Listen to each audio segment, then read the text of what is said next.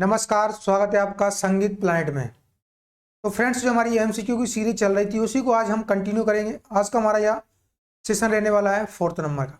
अब देखिए, आज हम आपसे इस वीडियो में 91 क्वेश्चन से आगे चर्चा करेंगे। तो किस प्रकार के आपको क्वेश्चन लग रहे हैं कमेंट करके जरूर बताइएगा, क्योंकि हम आपके लिए बहुत ज़्यादा मेहनत करके अच्छे अच्छे क्वेश्चनों को लेकर के आ रहे हैं, जो कि आपके एग्जाम के दृष्टिकोण से ये बहुत ज़्यादा महत्वपूर्ण है और आपको यहाँ से 100% हेल्प जरूर मिलेगी।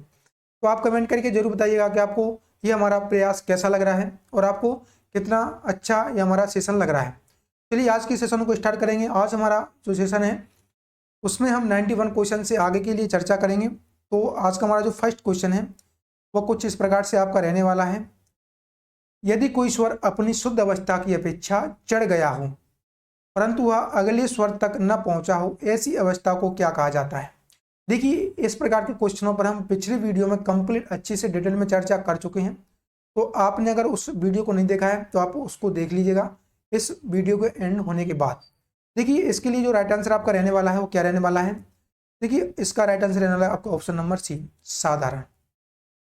क्या बोला जाता है इसको बोला जाता है आपका साधारण। देखिए, यदि कोई स्वर अपनी शुद्ध अवस्था की अपेक्षा चढ़ गया हो, यानी कि ऊपर वह हो गया हो परंतु अगले स्वर तक नहीं पहुंचा है, तो ऐसी अवस्था को क्या बोला जाएगा? साधारण अवस्था। देखिए, मैं आपको थोड़ा सा बता देता हूं। आपका यहां पर स्वर है शा, रे, रे, ग, ग, म,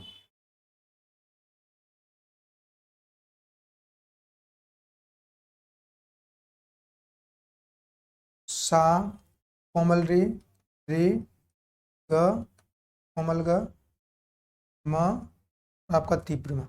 देखिए, इतना में आप समझ लीजिएगा इसमें क्या बोला जा रहा है।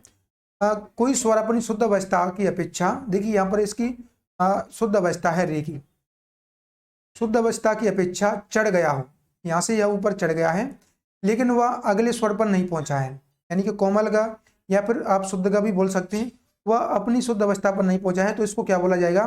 तो इसको आपका बोला जाएगा साधारण गा। क्या बोला जाएगा इसको? आपका साधारण गा। तो ठीक है, ये आपको पता होना चाहिए। आगे हम बात करेंगे नेक्स्ट क्वेश्चन पर। महर्षि भरत ने कितने शुद्ध स्वर माने हैं? वेरी इंपोर्टेंट आपको क्वेश्चन रहने वाला है। तो महर्षि भरत ने कितने शुद्ध स्वर माने हैं? 9, 6, 7 या फिर 8?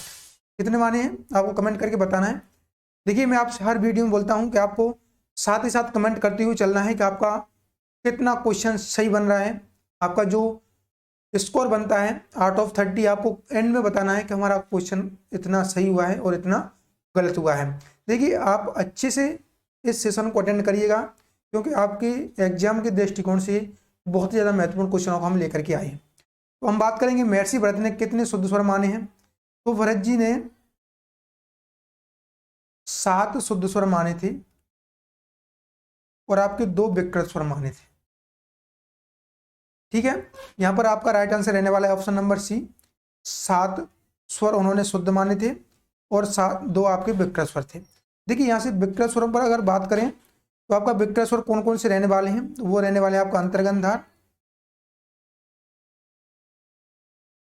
और आपका काकली निषाद। देखिए, अंतर्गंधार और काकली निषाद आपके 2 विकृत स्वर थे। अब यहाँ से आपका एक और क्वेश्चन इनसे बनता है कि यह किन किन श्रुतियों पर थे। तो आपका जो अंतर्गंधार था यह 11वीं श्रुति पर था और जो आपका काकली निषाद था यह दूसरी श्रुति पर था। तो यहाँ से ये भी आपका पूछा जा सकता है, तो आपको पता होना चाहिए इन दोनों आपका विकृत स्वरों के बारे में। देखिए, विकृत स्वरों से क्वेश्चन नहीं पूछा जाता है, लेकिन भरत जी के विकृत स्वरों से क्वेश्चन बनता है। क्यों बनता है? क्योंकि एक तो इनकी संख्या बहुत ही कम है और यह सबसे जो फर्स्ट में दिए गए थे आपके शुद्ध विकृत स्वर, तो इसके बारे में आपको जानकारी होना अति आवश्यक है। आगे हम बात करेंगे नेक्स्ट क्वेश्चन पर। तो नेक्स्ट हमारा महर्षि भरत ने कितने विकृत स्वर माने हैं? अभी हम इस पर चर्चा कर चुके हैं। कितने विकृत स्वर माने हैं आपको कमेंट करके बताना है, 2, 5, 0 या फिर 3। देखिए, महर्षि भरत जी ने 2 विकृत स्वर माने हैं, अंतर्गंधार और काकली निषाद। नेक्स्ट हमारा महर्षि भरत के विकृत स्वरों के नाम क्या थे? तो आपको बताना है विकृत स्वर कौन कौन से माने हैं भरत जी ने। देखिए, एक था आपका अंतर्गंधार, दूसरा था आपका काकली निषाद। तो ये दोनों विकृत स्वर थे अन्य ग्रंथकारों के अनुसार अलग अलग विकृत स्वर माने हैं, उनके अलग अलग नाम भी दिए हैं। तो आगे हम वन बाय वन करके इन पर चर्चा करते हुए चलेंगे। उससे पहले हम बात कर लेते हैं स्वर शब्द व्याकरणगत व्युत्पत्ति का दर्शन किस ग्रंथ में सर्वप्रथम प्राप्त होता है। Very important question. अब देखिए बृहदेशी, नाट्यशास्त्र, नारदी शिक्षा या फिर संगीत रत्नाकर। तो आपको बताना है जो स्वर शब्द है व्याकरणगत किस ग्रंथ में सबसे पहले हमें मिलता है।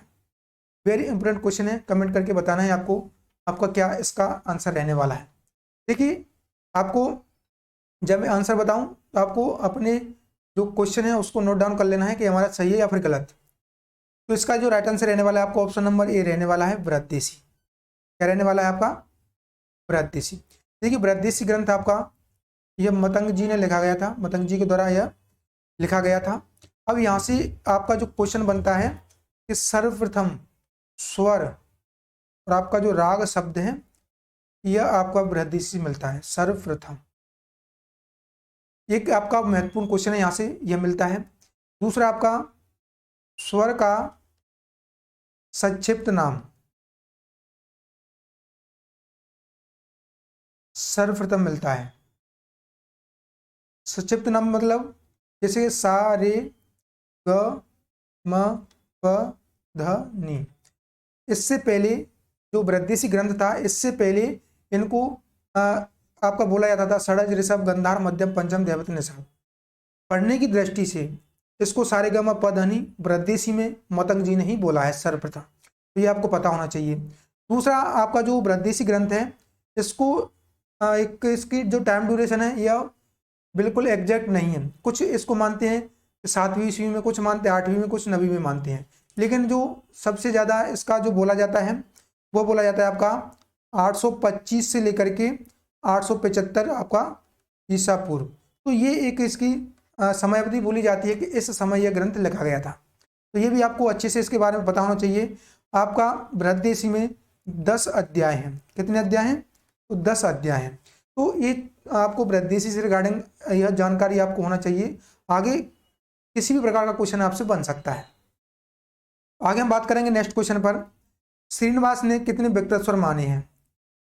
0, 4, 3 या फिर 5। तो श्रीनिवास जी के द्वारा कितने विकृत स्वर माने गए हैं? अभी हम चर्चा कर रहे थे भरत जी के द्वारा, तो भरत जी ने कितने माने थे? 2। अभी आपको बताना है श्रीनिवास जी के द्वारा कितने विकृत स्वर माने हैं। वेरी इंपोर्टेंट यह क्वेश्चन है। तो देखिए इसका जो राइट आंसर रहने वाला है आपका ऑप्शन नंबर डी। क्या रहने वाला है आपका? ऑप्शन नंबर डी, 5 विकृत स्वर माने हैं। कितने माने हैं आपके? 5 विकृत स्वर।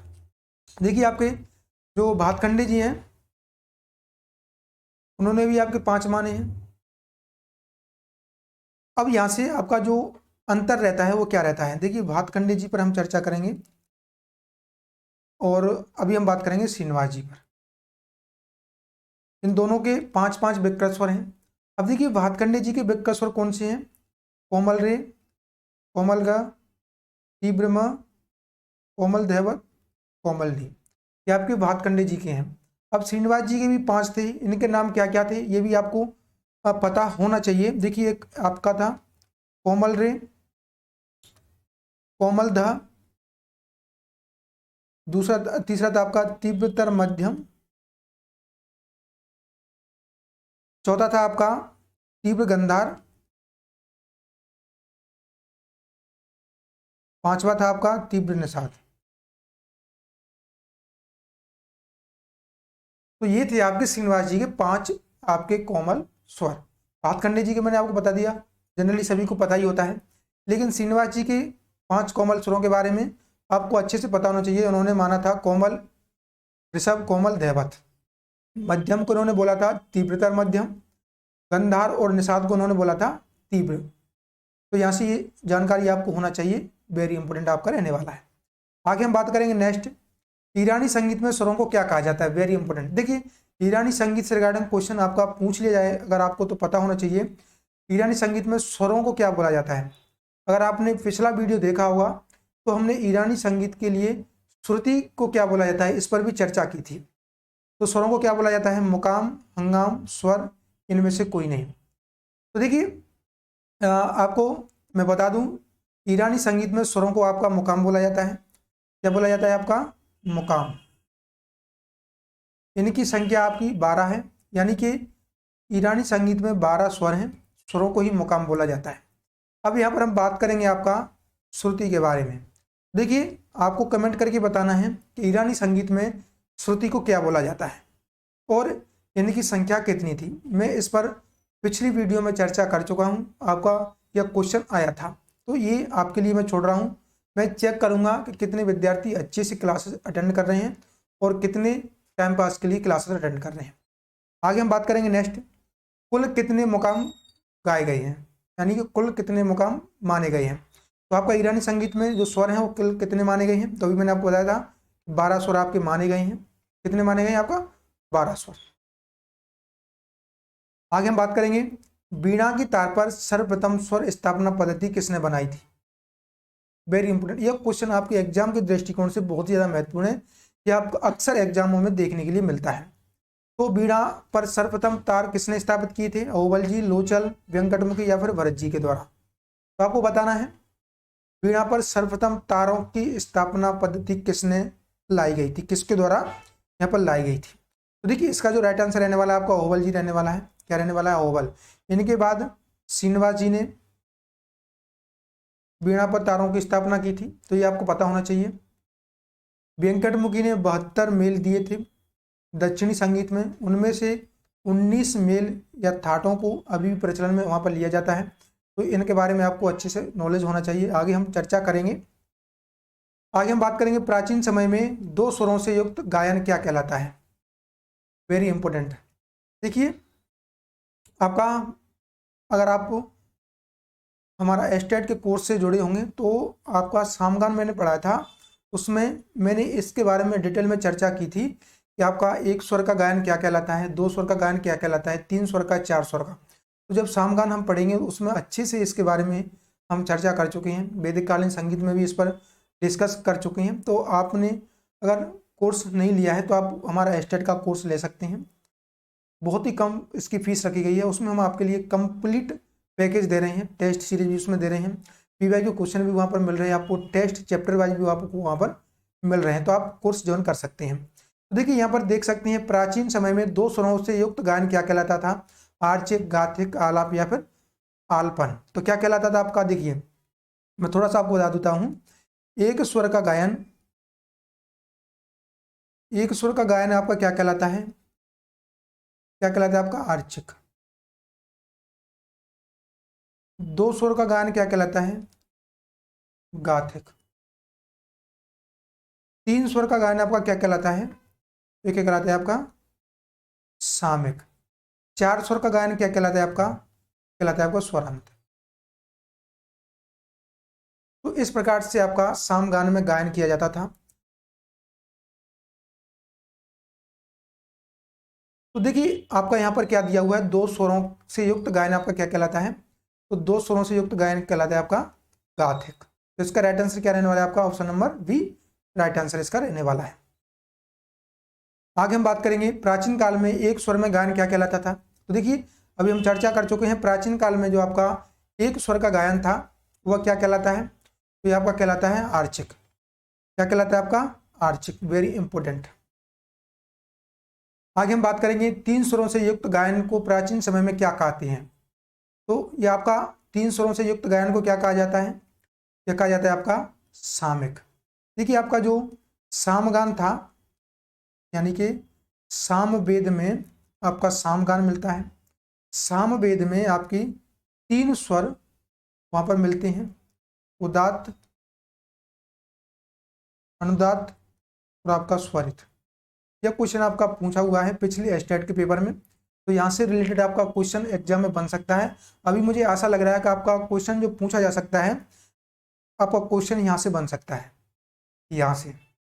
तो आप इसको अच्छे से देख लीजिएगा, ठीक है। आगे हम चर्चा करेंगे नेक्स्ट आपका भारतीय संगीत में षड्ज का संबंध किस रंग से माना गया है। इस प्रकार के क्वेश्चन अक्सर आपको मिल जाते हैं। अगर आपने एमपीटेट का एग्जाम दिया होगा तो आपको इसी प्रकार के क्वेश्चन वहाँ पर पूछे गए थे, तो काफ़ी विद्यार्थी फिर वहाँ पर अटपटा गए थे कि इनका आंसर किस प्रकार से लगाएं। काफ़ी विद्यार्थी जो पढ़े थे उन्होंने लगाया था, लेकिन काफ़ियों को इसके बारे में कुछ भी जानकारी नहीं थी। तो आपको हम इसी प्रकार के क्वेश्चन आपको एक एक दो दो लाते रहेंगे, जिससे आपको जितने भी आपके अटपटे क्वेश्चन आते हैं वो आप यहाँ से कर पाएँ। देखिए, भारतीय संगीत में षड्ज का संबंध किस रंग से माना गया है? सफ़ेद, हरा, लाल या फिर पीला? तो आपको बताना है षड्ज, जो आपका षड्ज स्वर रहने वाला है, इसका संबंध किस रंग से है। तो देखिए, आपको कमेंट करके बताना है इसका राइट आंसर क्या रहने वाला है। आपका जो षड्ज है ये आपका लाल रंग से संबंध इसका रखता है। किस रंग से? ऑप्शन नंबर सी इसका राइट आंसर रहने वाला है आपका लाल रंग। आगे हम बात करेंगे सुनहरी रंग किस स्वर से संबंधित था? वेरी इंपोर्टेंट, जो सुनहरा रंग है आपका यह किस स्वर से संबंधित है? गंधार, धैवत, पंचम या फिर ऋषभ? जो सुनहरा रंग है आपका, सुनहरा, ये आपका किस स्वर से संबंधित है? देखिए, ये आपका रहने वाला है गंधार। आपका जो ग है यह सुनहरी रंग को रिप्रेजेंट करता है। तो इसका राइट आंसर रहने वाला है आपको ऑप्शन नंबर ए। तो आपको कमेंट करते हुए चलना है आपको क्वेश्चन का लेवल कैसा लग रहा है। और जो विद्यार्थी नए जुड़े हैं चैनल को सब्सक्राइब कर लेना, और देखिए इसे शेयर जरूर कर दिए अपने सभी व्हाट्सएप टेलीग्राम ग्रुपों पर, जिससे अधिक से अधिक विद्यार्थी ज्वाइन कर सके और यहाँ से लाभ ले सके। आगे हम बात करेंगे नेक्स्ट, किस पशु या पक्षी का संबंध निषाद स्वर के साथ जोड़ा गया है? तो देखिए, मैंने आपको बताया था, हालांकि अभी हमारी जो क्लासेस चल रही हैं थ्योरी की वो आपकी ऐप पर चल रही हैं। जल्दी हम आशा कर रहे हैं, कोशिश हमारी यही है कि जल्द से जल्द हम आपके लिए यूट्यूब पर भी थ्योरी की क्लास लेकर के हैं। स्टेट का पूरा कोर्स हम मैराथन के थ्रू आपको प्रोवाइड करवा दें। तो देखिए, पशु और पक्षियों का संबंध आपका पंडित दामोदर जी ने माना है। उन्होंने माना है, पंडित दामोदर जी हैं, उन्होंने माना है कि आपके जो स्वर हैं वो पशु पक्षियों से उत्पन्न हुए हैं, पशु पक्षियों से उत्पन्न हुए हैं। अब यहाँ पर उन्होंने माना है निषाद स्वर किस पशु से या पक्षी से उत्पन्न हुआ है? हाथी, मेढक, मोर या फिर चातक? तो आपको बताना है आपका जो निषाद है किस पक्षी या पशु से उत्पन्न हुआ है। कमेंट करके बताइएगा सभी के सभी विद्यार्थी। वेरी इंपॉर्टेंट यह क्वेश्चन आपका रहने वाला है। ठीक है, निषाद है आपका ये हाथी से उत्पन्न हुआ है। किससे हुआ है? ऑप्शन नंबर ए इसका राइट आंसर रहने वाला है। देखिए, थोड़ा सा मैं आपको बता देता हूँ, आपका सा है ये आपका मोर से उत्पन्न माना जाता है। ऋषभ है आपका जो रे है ये आपका चातक से उत्पन्न माना जाता है। उसके बाद आता है आपका गंधार, गंधार आपका बकरा से उत्पन्न माना जाता है। उसके बाद आता है आपका मध्यम, मध्यम आपका कोया या फिर क्रॉन्च भी इसको बोला जाता है। उसके बाद आता है आपका मध्यम के बाद आता है आपका पंचम, पंचम आपका कोयल से है।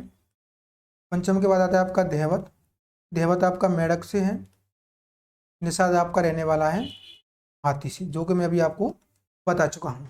तो इस प्रकार से दामोदर पंडित जी ने 7 स्वरों को 7 पशु पक्षियों से उत्पन्न माना है।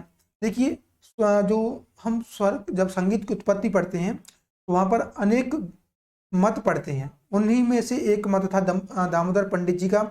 उन्होंने माना था स्वरों की उत्पत्ति पशु पक्षियों से हुई है। आगे हम बात करेंगे धैवत स्वर का संबंध किस रस से जोड़ा गया है। तो आपका रस से संबंधित क्वेश्चन आपके एग्जाम में बनता है। आपका जो बीपीएससी का टीजीटी वाला पेपर हुआ था उसमें भी क्वेश्चन पूछा गया था। तो आपको यहाँ से हम 1 बाय 1 करके सभी के सभी रसों के बारे में बता देंगे कि कौन सा रस आपका किस स्वर से है और आपका किस प्रकार से यहाँ पर रहने वाला है। तो देखिए, धैवत का संबंध किस रस से जोड़ा गया है? विवश, हास्य, वीर या फिर रौद्र? तो आपका जो धैवत है यह किस रस को रिप्रेजेंट करता है? तो आपको बताना है कमेंट करके। देखिए, इसका जो राइट आंसर रहने वाला है आपका ऑप्शन नंबर ए रहने वाला है। क्या रहने वाला है आपका? Option number A. आगे हम बात करेंगे नेक्स्ट, बृहत्कालीन मध्यम स्वर मध्यकाल में किस नाम से जाना जाने लगा था? बृहत्कालीन जो मध्यम स्वर था यह मध्यकाल में किस स्वर से यानी कि किस नाम से जाना जाने लगा था? तो मध्यम आपका था भरतकाल का, यह किस नाम से जाने जाने लगा? पंचम, षड्ज, ऋषभ या फिर गंधार? तो आपको कमेंट करके बताना है आपका जो मध्यम है यह किस स्वर से जाना लगा था। इसका राइट आंसर रहने वाला है आपका ऑप्शन नंबर बी। क्या रहने वाला है आपका? ऑप्शन नंबर बी, षड्ज से। देखिए आपका जो मध्यम था, इसको मध्यकाल में षडेश्वर के नाम से जाना लगा था। देखिए आपका जो प्राचीन काल था उस समय काफ़ी थाट आपका काफ़ी जो थाट था उसको शुद्ध माना जाता था, क्योंकि उसमें स्वरों का क्रम अलग था। लेकिन अभी आपका जो आधुनिक समय में बिलावल को शुद्ध थाट माना जाता है। क्यों? क्योंकि स्वरों का वहाँ पर हेर फेर हो गया है। आगे हम बात करेंगे भरत काल में षडज का स्थान मध्यकाल में किस स्वर ने ले लिया था। तो देखिए अभी हमने चर्चा की थी आपकी मध्यम स्वर के बारे में, अभी हम चर्चा कर रहे हैं आपका षडज स्वर के बारे में। तो षडज स्वर का स्थान मध्यकाल में किसने ले लिया है, इसके बारे में आपको बताना है और पता होना चाहिए। देखिए इसका जो राइट आंसर रहने वाला है आपका पंचम। क्या रहने वाला है? पंचम। ऑप्शन नंबर 20 का राइट आंसर है यहाँ पर रहने वाला है। आगे हम चर्चा करेंगे नेक्स्ट, प्राचीन काल का गंधार स्वर आधुनिक समय का कौन सा स्वर बन गया है। अब देखिए अभी हम चर्चा कर रहे थे मध्यकाल की, अभी हम चर्चा कर रहे हैं आधुनिक समय की। तो जो गंधार है आपका आधुनिक समय में कौन सा स्वर बन गया है। तो देखिए मध्यम, शुद्ध गंधार, कोमल गंधार या फिर तीव्र मध्यम। तो आपका जो गंधार है आधुनिक समय में इसका कौन सा स्वर बन गया है, आपको कमेंट करके बताना है। जो विद्यार्थी नए जुड़े हैं चैनल को सब्सक्राइब कर लीजिएगा और बेल आइकन को प्रेस जरूर कर लीजिएगा, जिससे हम जो भी सेशन आपके लिए लेकर के आए सबसे पहले उसका नोटिफिकेशन आपके यहाँ पहुंचे। अब देखिए आपका जो गंधार है, गंधार है इसको क्या बोला जाता है, तो इसको बोला जाता है आपका कोमल गंधार। आधुनिक समय में इसको कोमल गंधार बोला जाता है और प्राचीन काल में इसको गंधार बोला जाता था। ठीक है, ये पता होना चाहिए आपको। अंतर्गंधार स्वर को आधुनिक समय में क्या कहा जाता है। अंतर्गंधार को आधुनिक समय में क्या बोला जाता है, शुद्ध मध्यम, शुद्ध ऋषभ, शुद्ध गंधार या फिर कोमल गंधार। तो आपका क्या बोला जाता है अंतर्गंधार को। देखिए इसका जो राइट आंसर रहने वाला है आपका वह रहने वाला है आपका शुद्ध गंधार। तो क्या बोला जाता है आपका शुद्ध गंधार। वेरी इंपोर्टेंट क्वेश्चन मैं आपको लेकर के आया हूँ, जो कि आपको पता होना अति आवश्यक है। आधुनिक समय में कौन सा अंतराल युक्त स्वर युग्मों को संवादी कहा। अब देखिए यहाँ से आपको पता होना चाहिए, आधुनिक समय की चर्चा हो रही है, तो आधुनिक समय में आपका स्वर युग्मों के बारे में आपको बताना चाहिए संवादी किसे बोला गया है। अब देखिए आपने देखा होगा जो आपका संवाद होता है वह कहाँ से स्टार्ट होता है, सम, षडज और मध्यम, षडज और आपका पंचम। तो यहाँ से इसका क्वेश्चन का जो कहने का मतलब क्या है, वो कहने का मतलब यही है कि आपका स्वर युग्मों को संवादी कहा है। तो इसका जो राइट आंसर रहने वाला है आपका ऑप्शन नंबर ए षडज। क्या रहने वाला है इसका राइट आंसर, षडज, यानी कि स म स प, ये आपका संवाद है। अब देखिए यहाँ का आपका जो संवादी की बात कही जा रही है, संवादी नहीं यहाँ पर संवाद है। क्या है? संवाद। ठीक है, आगे हम बात करेंगे नेक्स्ट, भरत ने कौन कौन से अंतराल युक्त स्वर संवादी कहा है। अब देखिए आधुनिक समय की चर्चा हो रही थी, आधुनिक समय में कौन सा अंतराल युग्म संवाद के लिए बोला गया है। अब ये यहाँ पर बात हो रही है भरत के समय की, तो यहाँ पर कौन सा संवाद कहा है, तो भरत के समय पर कौन सा संवाद यहाँ पर बोला गया था। वेरी इंपोर्टेंट आपका यहाँ पर रहने वाला है। देखिए जो आपका सम संवाद है और आपका जो सप संवाद है, यह संवाद आपका मिलता है। अब यह किस प्रकार से मिलता है, तो भरत जी के समय पर यह मिलता था आपका नव त्रयोदश। क्या बोलता था? नव त्रयोदश, यानी कि आपका 9 और 13, 9 श्रुति और आपका 13 श्रुति का संवाद यहाँ पर मिलता है। क्या मिलता है? 9 श्रुति और 13 श्रुति का संवाद मिलता है आपका भरत के समय में, प्राचीन काल में। अब देखिए यहाँ से एक और आपका पूछा जा सकता है सारंगदेव जी के बारे में।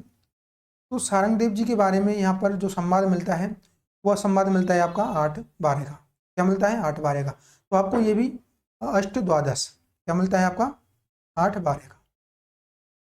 ठीक है, ये भी आपको पता होना चाहिए। आगे हम चर्चा करेंगे। देखिए सारंगदेव ने कौन कौन से अंतराल युग्म स्वर युग्मों को संवादी कहा है। देखिए आपका जो सारंगदेव जी का है अष्ट द्वादश, कौन सा है आपका अष्ट द्वादश, यानी कि 8 और 12 श्रुतियों का संवाद, श्रुतियों का संवाद।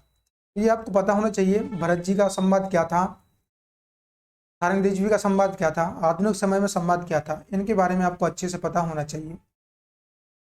आगे हम चर्चा करेंगे भारतीय विचारधारा में मूल या शुद्ध स्वर सप्तक में त्रयोदश श्रुत्यांतर कितनी बार आना चाहिए? Very important. 2 बार, 3 बार, 1 बार या फिर 4 बार। तो देखिए भारतीय विचारधारा में मूल या शुद्ध स्वर सप्तक आपका कितनी बार आना चाहिए? देखिए ये आपका लगभग 3 बार आपका आना चाहिए। ऑप्शन नंबर बी इसका राइट आंसर रहने वाला है। आगे हम चर्चा करेंगे नेक्स्ट, षड्ज पंचम का आपसी गुणोत्तर कितना है? वेरी इंपॉर्टेंट क्वेश्चन, इसके बारे में आपको अच्छे से पता होना चाहिए। आपका देखिए ये गुणोत्तर वाला और आपका अनुपात वाला ये आपके स्टेट में दिया हुआ है, तो स्टेट वाले जितने भी विद्यार्थी हैं उनको अच्छे से इसके बारे में समझ लेना है। आपका जो षड्ज पंचम गुणांतर है ये क्या रहने वाला है? तो देखिए इसके लिए आपको क्या पता होना चाहिए, षड्ज पंचम आपका गुणांतर के बारे में आपको पता होना चाहिए। तो इसके लिए आपको आंदोलन संख्या 100% पता होना चाहिए। अब देखिए षड्ज की आंदोलन संख्या क्या है? 240। पंचम की क्या है? 360। देखिए गुणांतर और अनुपात किस प्रकार से निकाला जाता है थोड़ा सा मैं आपको बता देता हूँ। देखिए आपको इस प्रकार के क्वेश्चनों को रटना नहीं है, इस प्रकार के क्वेश्चनों को समझना है। यह गणितीय फॉर्मूले पर आपके क्वेश्चन है तो ये आपके एग्जाम में आते हैं। देखिए जब इसे हम काटेंगे 0 से 0, 8 से काटेंगे, 8 तिया 24, 8 चौक 32, 8 5 36। 8 से यहाँ पर नहीं कटने वाला है। देखिए इसे काटेंगे हम आपका 12 से, 12 दूना 24, 12 तिया 36। तो आपका यहाँ पर रहने वाला है 2:3। ये क्या है आपका? अनुपात। क्या है आपका? अनुपात। अगर हम गुणांतर निकालेंगे तो इसका हम उल्टा कर देंगे। क्या? गुणांतर में हम क्या कर देते हैं? उल्टा। तो अनुपात का उल्टा होता है आपका गुणांतर। जब आप अनुपात निकाल लेंगे तो उसी का उल्टा कर देंगे तो गुणांतर हो जाएगा। तो इसका राइट आंसर हो जाएगा आपको ऑप्शन नंबर बी, 3:2। अब देखिए आपको गुणांतर किस प्रकार से निकालना है, यहाँ पर आप गुणोत्तर कह सकते हैं या फिर आप गुणांतर भी बोल सकते हैं। तो आपका षड्ज पंचम का आपको आंदोलन संख्या पता होना चाहिए। 240 इसका है, 360 इसका है। 0 से 0 काटेंगे, 12 से काटेंगे, 12 दूना 24, 12 तिया 36। ये आपका आता है अनुपात। इसके बाद आपको गुणांतर निकालने के लिए इसको उल्टा कर देंगे। इस प्रकार से आपका रहने वाला है। आगे हम बात करेंगे नेक्स्ट, षड्ज मध्यम का आपसी गुणोत्तर या रेशियो कितना है? देखिए अब यहाँ पर बात हो रही है आपका षड्ज मध्यम के बारे में। तो षड्ज मध्यम का गुणोत्तर क्या है आपका? देखिए षड्ज का आंदोलन संख्या 240, मध्यम का आपका 320। जब इसे काटेंगे 0 से 0, 8 तिया 24, 8 चौक 32। ये क्या है? इसका अनुपात। गुणांतर निकालने के लिए उल्टा कर देंगे, क्या हो जाएगा आपका? गुणांतर। ये क्या होता है? एक दूसरे का उल्टा। तो यहाँ से इसका राइट आंसर क्या रहने वाला है? 4:3। ऑप्शन नंबर सी इसका राइट आंसर रहने वाला है। तो इस प्रकार से आपको पता होना चाहिए अनुपात क्या होता है, गुणांतर क्या होता है। ठीक है, आगे हम चर्चा करेंगे नेक्स्ट, आधुनिक ध्वनि विज्ञान में कितने स्वर संवाद प्रमुख माने गए हैं? तो देखिए स्वर संवाद पर अभी हम चर्चा करते आ रहे हैं। स्वर संवाद कितने माने हैं? तो लगभग 2 स्वर संवाद माने जाते हैं, सम और आपका सप। ये 2 महत्वपूर्ण स्वर संवाद हैं। इसका राइट आंसर आपका रहने वाला ऑप्शन नंबर बी आपका राइट आंसर है। ठीक है, आगे हम चर्चा करेंगे। देखिए अगर आपको यह सेशन अच्छा लग रहा हो तो इसे लाइक जरूर कर दीजिएगा और इसे शेयर जरूर कर देना सभी व्हाट्सएप टेलीग्राम अपने ग्रुपों पर। साथ ही साथ आपको कमेंट करते हुए चलना है कि आपका आंसर क्या है और आपको बताना है लास्ट में कि आपका कितना स्कोर बन रहा है।